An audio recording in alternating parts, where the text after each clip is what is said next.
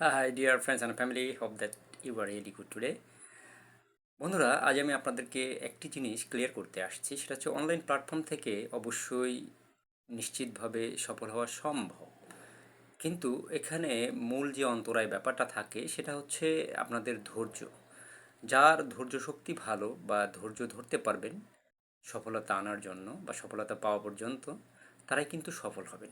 কিন্তু যারা ধৈর্য রাখতে পারবেন না, আজকাল পশু তস্যুর মধ্যে আপনারা সফল হতে চান, এভাবে কখনো সফল হওয়া যায় না।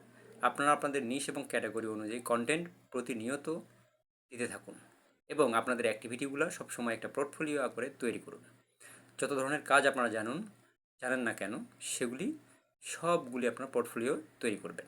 তাতে আপনাদের দেশি এবং বিদেশি কোম্পানিতে চাকরি পাওয়ারও সুযোগ থাকে।